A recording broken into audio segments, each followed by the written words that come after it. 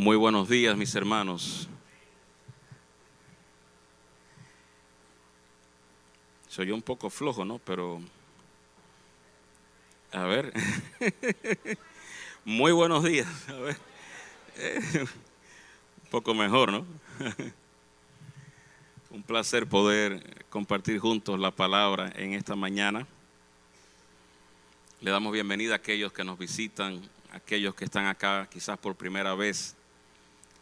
Y le damos gracias a Dios porque podemos contar un sábado más. Se supone que es un día especial, un día de paz, un día de descanso, de reposo.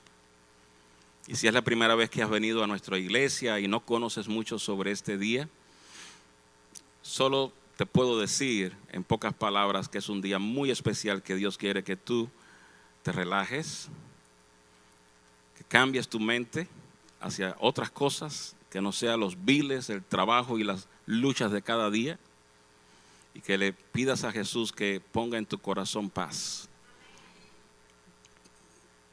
Cada sábado, de tal manera que podamos no solo tener mejor salud, sino también más paz y tranquilidad. Y Dios es maravilloso y nos dio este día especial para eso, ¿sí o no? Bien, vamos al mensaje de hoy, un título un poco sugestivo. No sé en sus países, pero en mi país, cuando una persona está diciéndonos algo y no acaba de decirnos lo que quiere decirnos, o está dando vueltas o rodeos, ¿sí o no? Esa es la expresión, una expresión en español, y le decimos, no des más vueltas, ve al grano. ¿Entienden esa expresión? Por lo menos en mi país la conocemos, ¿no? No des más rodeos, ve al grano. Como diciendo, acaba de decirme lo que quieres decirme, ¿sí o no? Así que bueno, el título del mensaje de hoy es Dando Vueltas. Y curiosamente, se basa en esta historia, en la mayor parte del estudio se va a basar en esta historia de Josué capítulo 6. Pero quiero comenzar con un versículo anterior para tener contexto de lo que sucede aquí en Josué 6. Necesitamos saber qué sucedió un poco antes. Así que voy a hacer un poco de historia. Israel había estado en Egipto, en la tierra de Egipto, en una zona de Egipto, protegido políticamente por uno de los suyos. ¿Conocemos la historia? Por José. Pero sucedió que después José muere y ya pues las cosas cambiaron para los israelitas en Egipto. Y de ser ciudadanos con todo derecho y con protección legal, fueron básicamente despojados de ese estatus.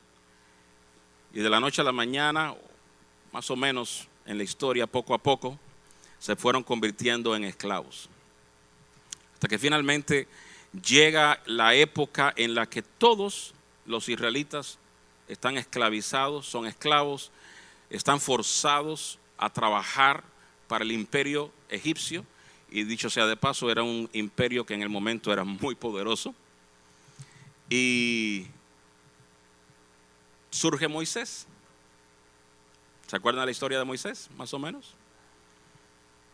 Moisés es llamado por Dios, pasa tiempo en el desierto, regresa. Con el poder de Dios logra sacar a la gente de Egipto. Milagro tras milagro, milagro tras milagro, uno tras otro, uno tras otro. Llegó el día en que lo que se le había prometido por mucho tiempo estaba a punto de cumplirse. Estaban ya en la frontera con Canaán, la tierra prometida de Dios que ellos ocuparían. Y sería su nación. ¿Cuántas cosas pasaron para que ellos llegaran allí? Increíbles cosas. Ahí entra la historia del Mar Rojo abierto, ahí entra la historia del maná que caía día a día, ahí entra la historia de las avecillas aquellas que empezaron a volar y caían también y comían carne también, ¿se acuerdan? Y el agua que surge de la roca y el agua amarga que se convierte en dulce. ¿Cuántas cosas pasó Israel para llegar a ese momento allí, verdad? Y están allí en el momento, listos. Y siguen las protestas, porque Israel era muy protestón. No sé cuántos de ustedes se identifican con esa historia, porque yo creo que nosotros también somos protestones, ¿sí o no? Somos protestones.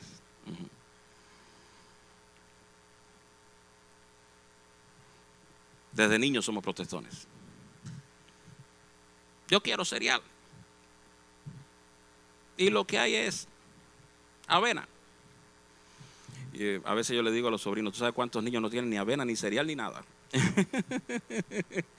Pero ¿quién entiende eso? Un niño chiquito no le importa si en África no hay. Lo que le importa es que en su plato no hay avena o cereal, que eso es lo que quieren. Y nacimos siendo así, ¿no? Y crecemos a veces y somos protestones. Israel protestó todo el camino. Y llegó un punto en el cual había protestado tanto, se había rebelado tanto, que Dios hace algo drástico, dramático con ellos. Están en la frontera ya. Empezaron a desanimarse porque los reportes de la gente que había dentro de ese lugar eran muy poderosos. Y el reporte que recibieron fue de que era muy poderoso ese lugar. Habían gente muy grande, entrenados, y había gente que se los iba a comer como si fueran hormigas. Mientras que solamente un par de personas decían, no, pero se puede porque aquí estamos en el nombre de Dios. La mayoría decía, pero es que son muy poderosos, son muy grandes. Y el pueblo empezó a desanimarse y empezó a protestar como siempre, ¿sí o no? Y si yo hubiera estado allí, le hubiera dicho, ven acá, pero ustedes no vieron un mar rojo abrirse, ustedes no vieron cómo salía agua de una roca en el medio del desierto. ¿Qué importa si son grandes o chiquitos? Quien está con Dios puede. Y puede. Pero bueno, se desanimaron y comenzaron a protestar. La frase común de Israel, nos has traído aquí para morir. La frase común de Israel, vivieron así muchos años, pero aún así tenían esa protesta de que nos has traído aquí para morir. Y Dios hace algo dramático, muy dramático. Y eso está en Números, antes de llegar a Josué, en Números, para que tengamos contexto después de esto. Números capítulo 14, versículo 28 al 34. Números 14, 28 al 34. Vamos a leer un poco, ¿ok? Números 14, 28 al 34.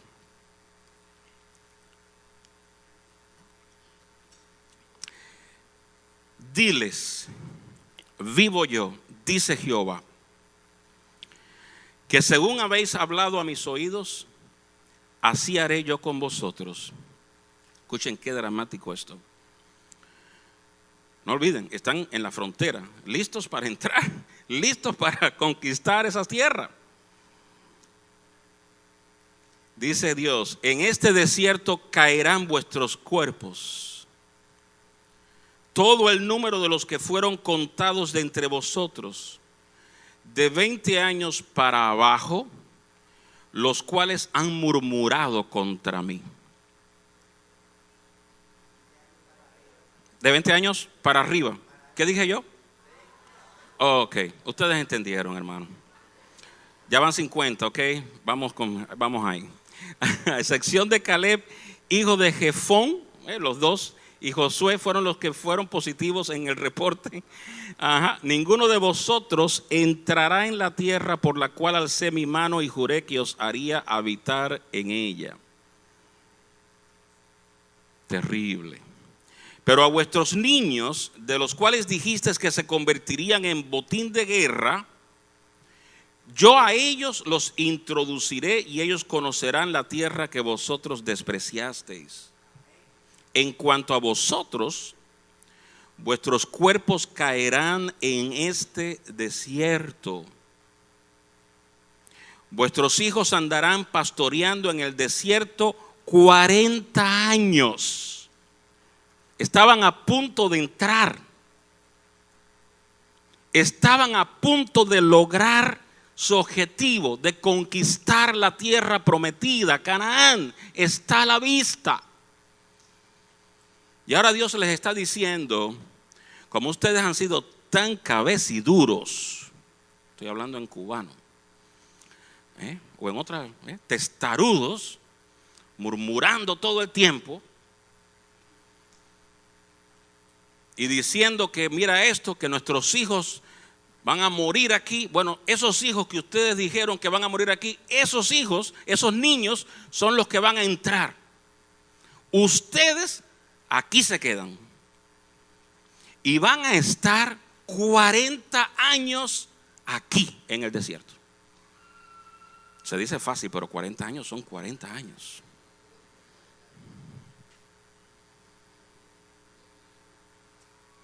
Conforme al número de los días, de los 40 días que empleasteis en reconocer la tierra, cargaréis con vuestras iniquidades 40 años, un año por cada día. Así conoceréis mi castigo. 40 años. Y aquí es donde quiero darle el giro al mensaje. Y este giro probablemente algunos no se lo esperan, pero este es el giro que le vamos a dar a este mensaje hoy. Son terribles noticias para Israel. Son malísimas noticias para Israel. Pero son buenísimas noticias para Canaán.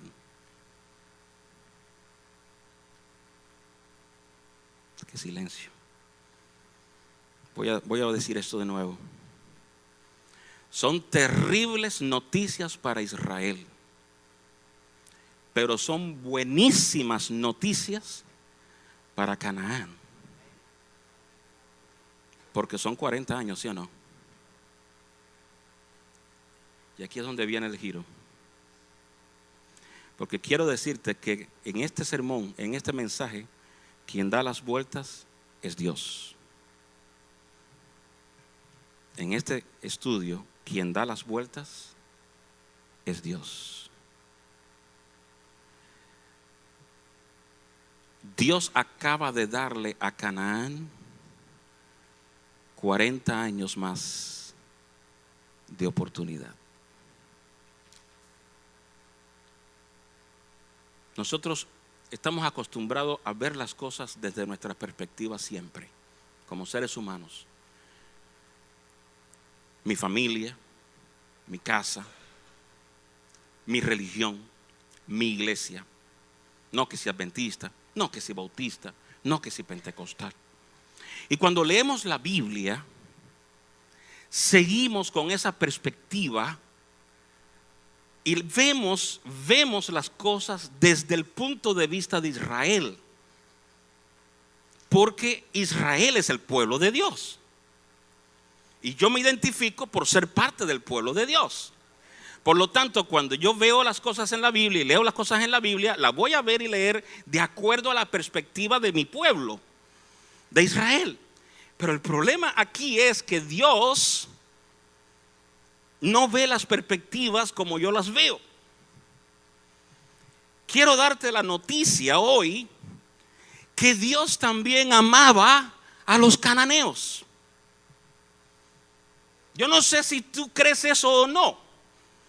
Yo no sé si es difícil de entenderlo, pero quiero decirte que Dios también amaba a los cananeos.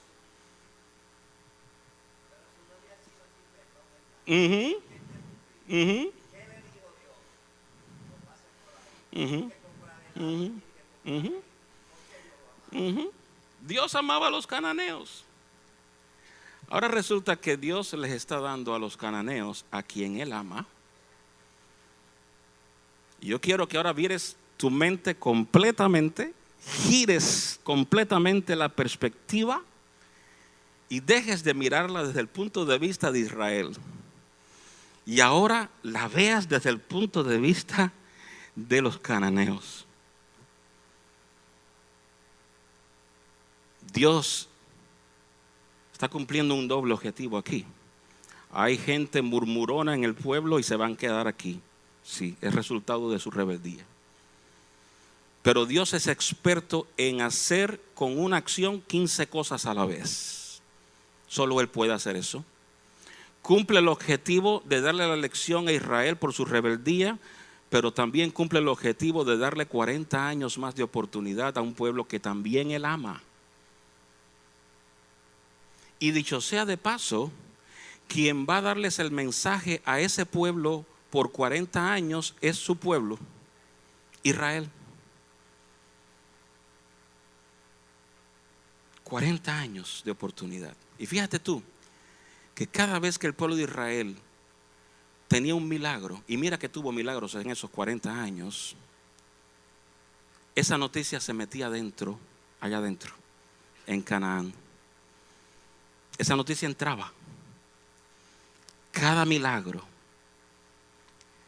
cada provisión,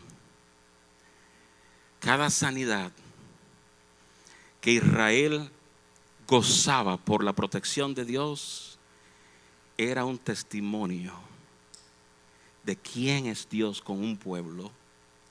Era un sermón, era un evangelismo para el pueblo que estaba allí, que estaba observando a Israel acá. Y Dios se encargó de predicarle con su propio pueblo por 40 años más a Canaán. En este caso Dios no fue directo al grano. En este caso Dios comenzó a dar vueltas, dándole oportunidad, oportunidad y oportunidad, año tras año tras año, a Canaán. De nuevo te digo, Dios también ama a Canaán. A veces vemos las cosas de nuestra perspectiva. No, Dios ama a los testigos de Jehová. Dios ama a los pentecostales, a los bautistas, a los metodistas. Dios ama a los ateos. Dios ama a los santeros, a los espiritistas, a los babaluá. Dios ama a todos, porque Él murió por todos, porque Él nos creó, porque Él nos rescata. Ahora Dios comienza a darle vueltas a Canaán, y Canaán mirando milagros y demás. ¿Sabes qué? Llegó el día, pasaron los 40 años. Y no podemos ver esto no podemos ver a Israel como un ejército conquistador. Tenemos que ver a Israel como el brazo de Dios haciendo su obra. Tenemos que ver a Israel cumpliendo con la justicia de Dios. Tenemos que ver a Israel como el instrumento que Dios quiere usar para hacer cumplir su voluntad en ese pueblo. Y llegó el día. Josué, finalmente llegó el día. Se pasaron los 40 años. Definitivamente todos aquellos protestones ya habían muerto. La promesa de Dios se cumple. Llega el día. Y tal parece que las cosas habían llegado en los cananeos a un punto que no había retorno. Yo quiero que analicemos por un segundo cuán malos o cuánta maldad tenían los cananeos. Para eso tengo que ir a Génesis 15. Génesis 15. Génesis 15, 13 al 16. E incluso este texto me va a decir por qué Israel está allí. ¿Por qué Israel está listo para conquistar esa tierra como brazo de Dios, como acción de Dios? ¿Por qué Israel está allí? Génesis 15 nos da la perspectiva. Génesis 15, 13 al 16. Entonces Jehová le dijo: ten por cierto que tu descendencia habitará en tierra ajena será esclava. Está hablando de Israel en Egipto, ¿verdad? Será esclava y será oprimida por 400 años. Está hablando de Israel como esclavo. Pero también a la nación a la cual servirán juzgaré yo. Está hablando de Egipto. Y después de esto saldrán con gran riqueza. Y lo hicieron, salieron de Egipto. Tú en tanto, pues te reunirás en paz con tus padres, serás sepultado en buena vejez. Escuchen esto ahora. Tus descendientes volverán aquí en la 4ª generación. Miren ustedes esto. Porque hasta entonces no habrá llegado a su colmo la maldad del amorreo. ¿Sabes por qué Israel está allí? Israel está allí porque había llegado al colmo la maldad de ellos. Pero noten ustedes cómo Dios esperó, porque aún no había llegado la maldad hasta el colmo, y esperó dando vueltas hasta que finalmente llegó un día en el que la maldad llegó al colmo. Y cuando la maldad llegó al colmo, Israel estaba en la frontera, listo para ejecutar la orden de Dios. La maldad al colmo, Israel en la frontera, y Dios dice: está al colmo la maldad, pero vamos a darle 40 años más.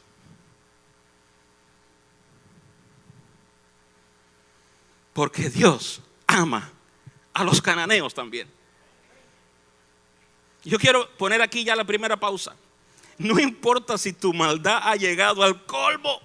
No importa cuán malo hayas hecho ahora mismo, acabando de salir y llegando aquí. No importa si me estás escuchando por las redes y nunca has entrado en una iglesia, cuán malo hayas sido, malo hayas hecho. Aun cuando la maldad llega al colmo, Jesús te ama. Aún con tu maldad al colmo, Jesús te quiere salvar. Y Él te va a dar vueltas alrededor. 40 años. Pero no, eso no se queda aquí. Esto no se queda aquí. Mi Dios es grande. Llega el día. Pasaron los 40 años. Josué 6. Ahora sí, vamos a Josué 6. Ya tenemos la perspectiva, ¿verdad? Ya tenemos el entorno. Llega el día. Pasan 40 años. Y dice Josué 6:1 que Jericó estaba cerrada, estaba en estado de emergencia. Ya veían la intención del ejército de Israel. No solo eso, estaban aterrorizados porque habían visto cómo Dios había protegido a ese pueblo. Sabían que no era un pueblo cualquiera. Y dice que por temor a Israel nadie salía ni entraba. Estaba sellada la ciudad. Pero Jehová le dijo a Josué, versículo 2: mira, yo he entregado en tus manos a Jericó y a su rey junto con todo su ejército. Versículo 3. Ay, Dios. Le darás vuelta a la ciudad. Le darás vuelta a la ciudad. Y esto haréis por 6 días. Ay, hermano. 40 años. La maldad al colmo. 40 años de oportunidad. Finalmente entran y Dios dice: pero todavía no. Dale vueltas de nuevo. Cada trompetazo, cada cosa, no sé, pero no, dale vueltas. Estaban todos en silencio, cargaban el arca. Cada vuelta, un llamado final. Un llamado.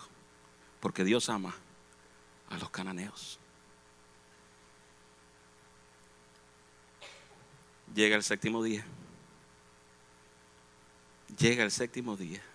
Usted esperaría que acaba Dios de decir: bueno, finalmente acabamos de terminar esto. Ese sería usted y yo. como seres humanos, usted y yo diríamos, acabemos de matar este asunto ya de una buena vez. Llevamos 40 años dándole vuelta a este asunto. Llevamos 7 días dándole vuelta a este asunto. ¿Qué dice el texto? El último día, denle 7 vueltas más. ¿Te das cuenta de esto? A un pueblo que había llegado al colmo de la maldad, Dios le está dando 40 años, 7 días, 7 vueltas, llamándolo.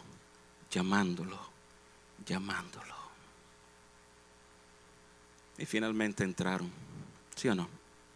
Entraron.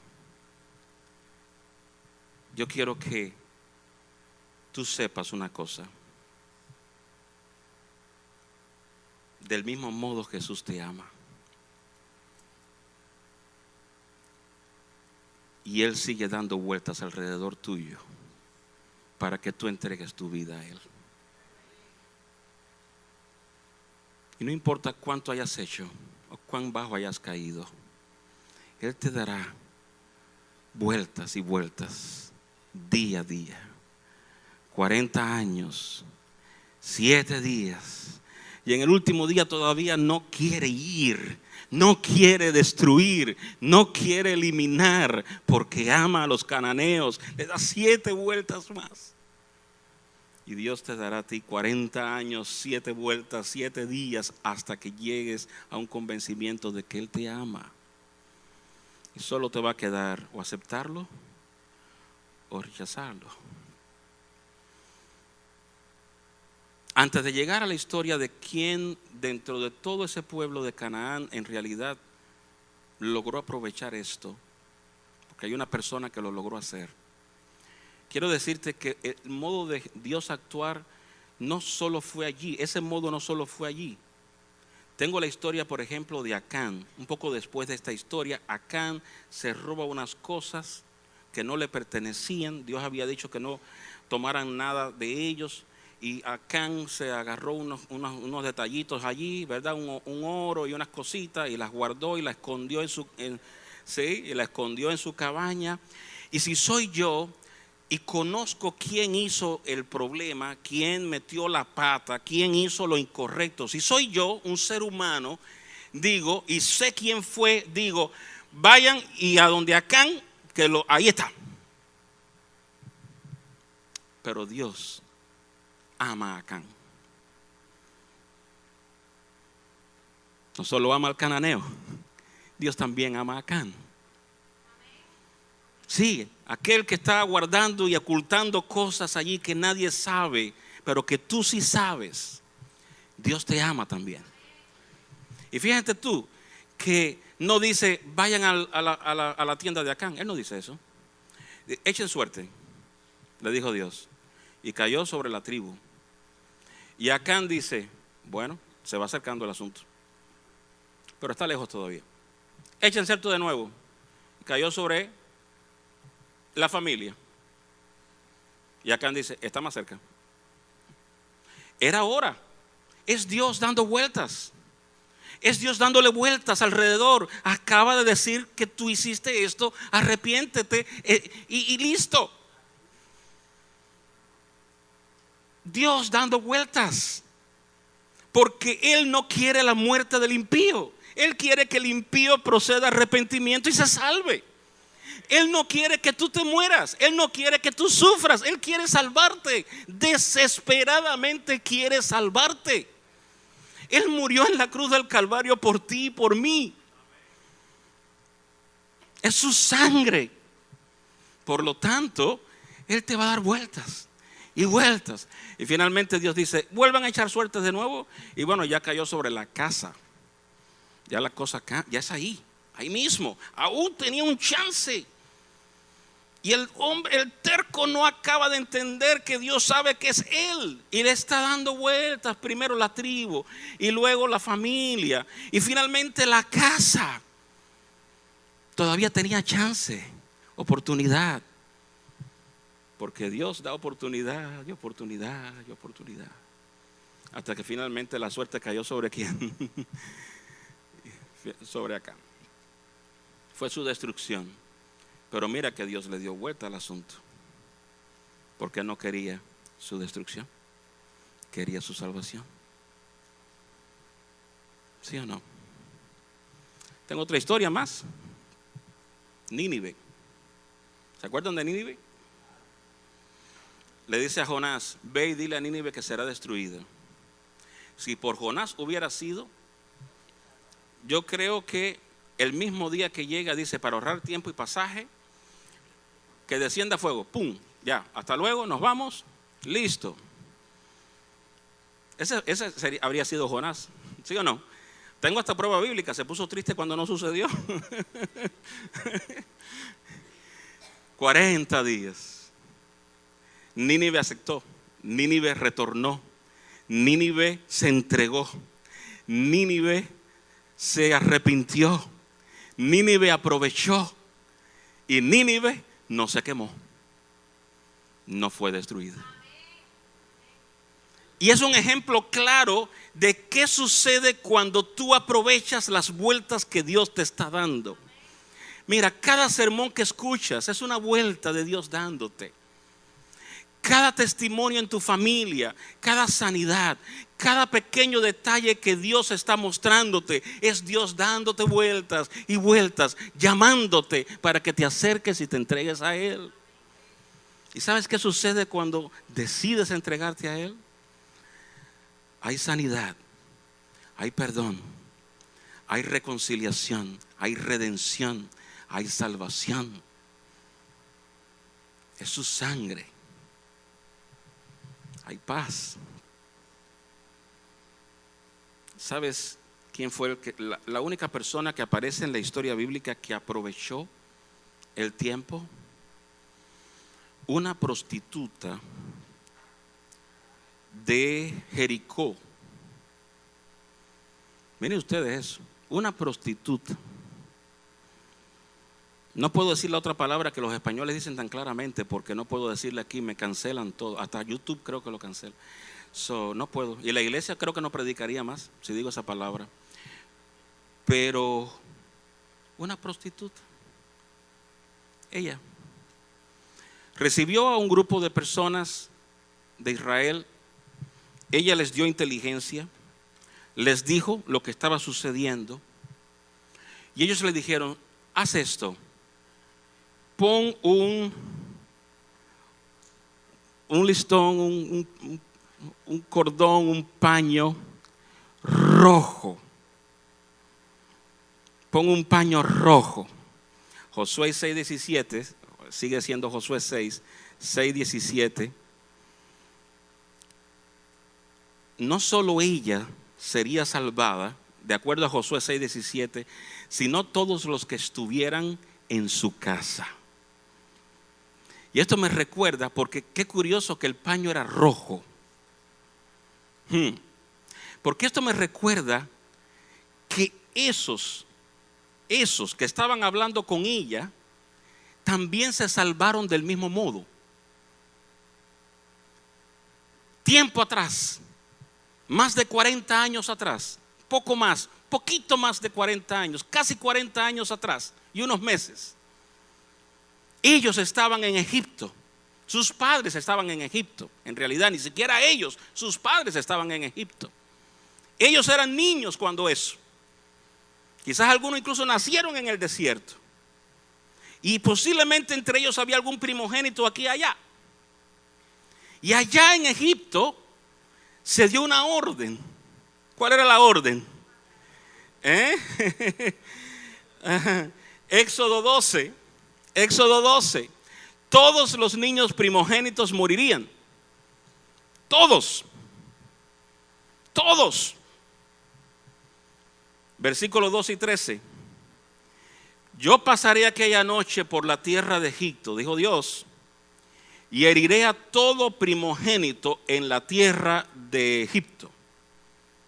Es la más terrible de las plagas que le cayó a Egipto. De los hombres y de los animales. Yo Jehová, versículo 13, la provisión de salvación era la siguiente: la sangre os será por señal. En las casas donde vosotros estéis, veré la sangre y pasaré de largo. No habrá plaga entre vosotros. Yo me emociono, ¿sabes por qué? Yo me emociono porque ahora hay un grupo de muchachos y posiblemente algunos de ellos se salvaron porque sus padres pusieron sangre en el dintel de sus puertas. Y quizás alguno ni siquiera había nacido cuando eso. Pero ahí habían hombres ya, hechos y derechos, que quizás salieron de Egipto bebés. Y lo que están diciéndole a Rahab, la ramera, la prostituta, es lo siguiente. Noten ustedes que esto va más profundo ahora. Le están diciendo a la prostituta lo siguiente: ¿eres cananea? ¿Tu pueblo ha llegado al colmo de su maldad? ¿Eres prostituta? Pero quiero decirte una cosa: yo me salvé del mismo modo que tú te salvas. Yo no sé si esto te emociona, pero es interesante saber que aquí no hay altos ni bajos. Aquí no hay ni santos ni pecadores. Aquí todos somos pecadores y todos somos salvos por la sangre de Cristo. Así que esos muchachos le están diciendo a la prostituta: tú serás muy prostituta, tú serás muy cananea, tu pueblo habrá llegado mucho a la maldad, pero tú te salvas del mismo modo que nos salvamos nosotros. La sangre os será por señal, un trapo rojo. Aquí no hay ni cordero para matar, aquí no hay nada. Un paño rojo, algo que simbolice la sangre del cordero. La sangre os será por señal. Yo quiero decirte esto, casi voy terminando. Dios nos está dando vuelta día y día, dándonos oportunidades de salvación. ¿Sí o no? Y no hay salvación sin la sangre de Jesús.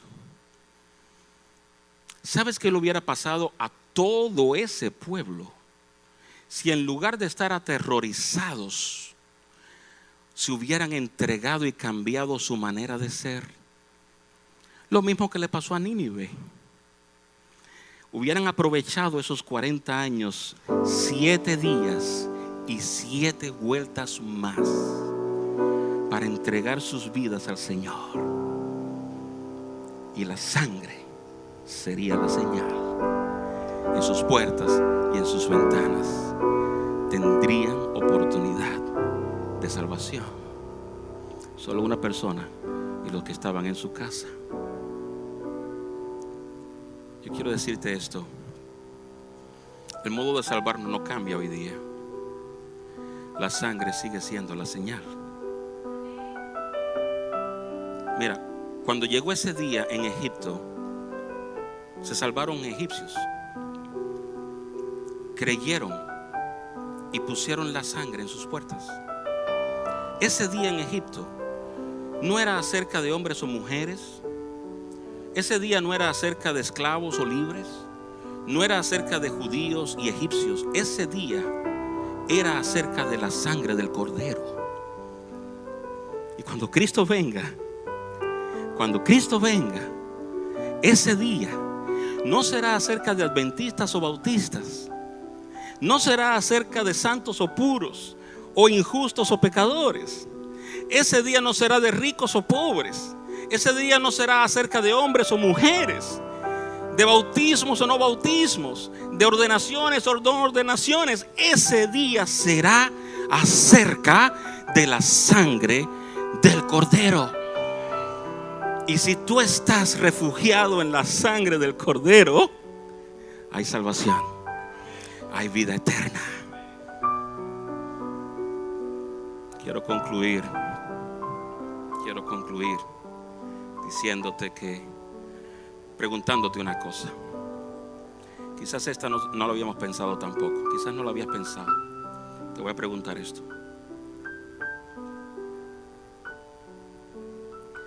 Voy a hacer el llamado con una pregunta, empezando con una pregunta.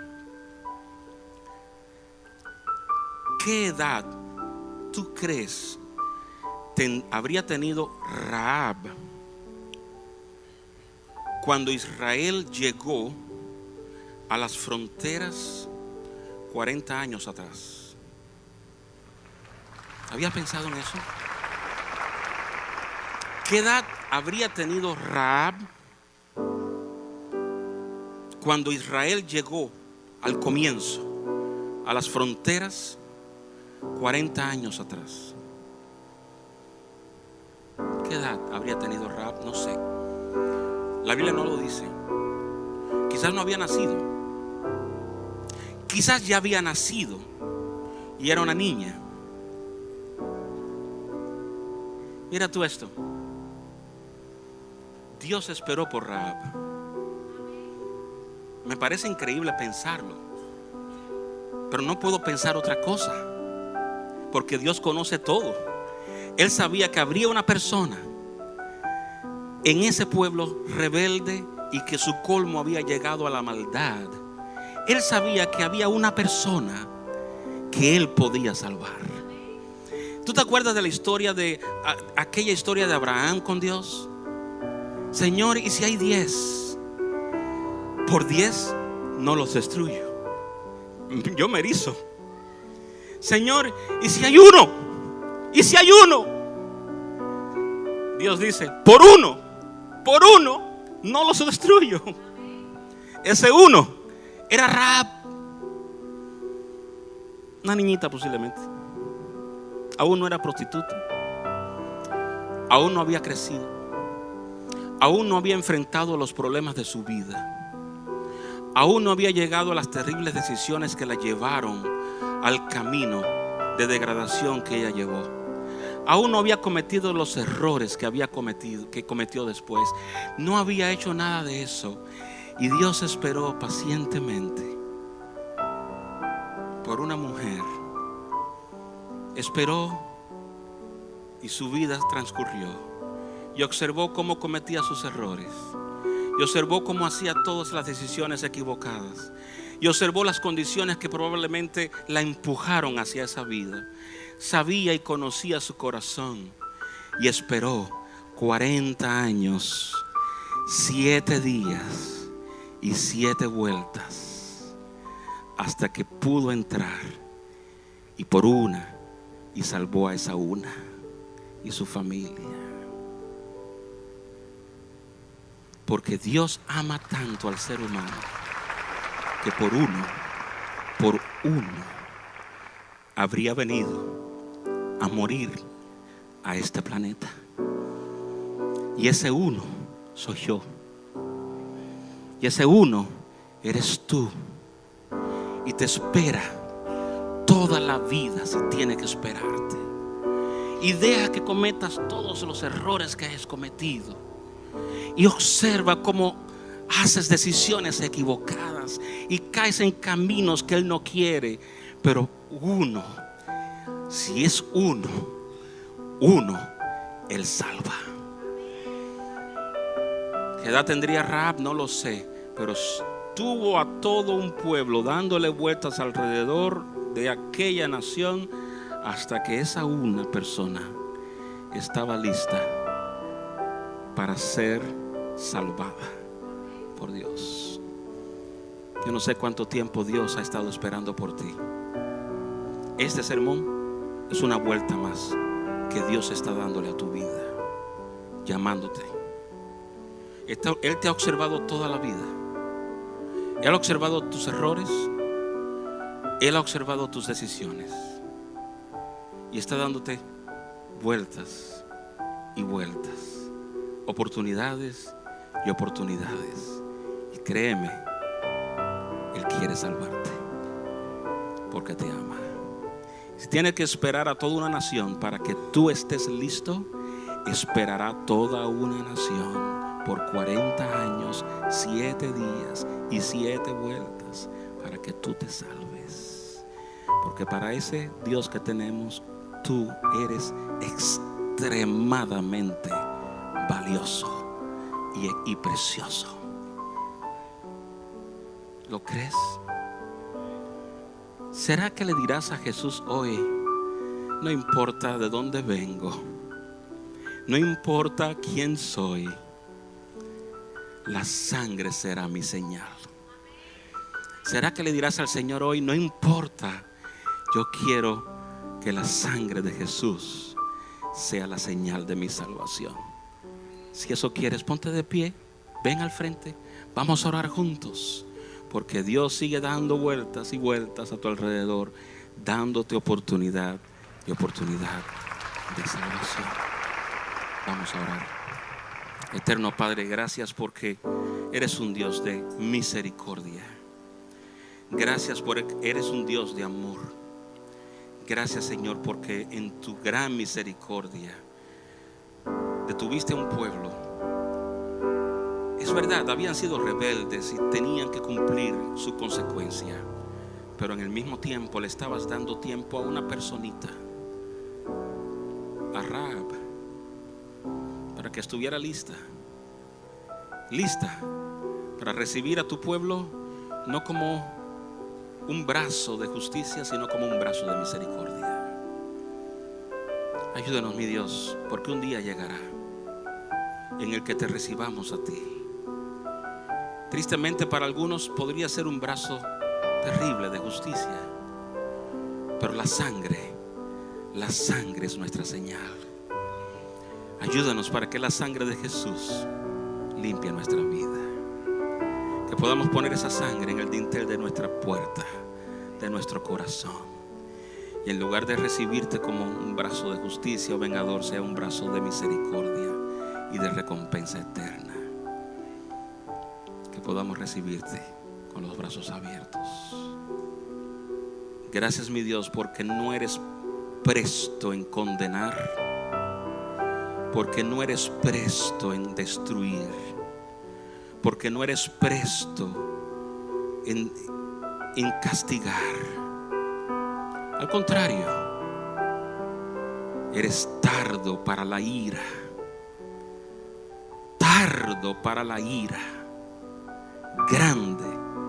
grande en misericordia y verdad. Gracias, Señor, en el nombre de Jesús.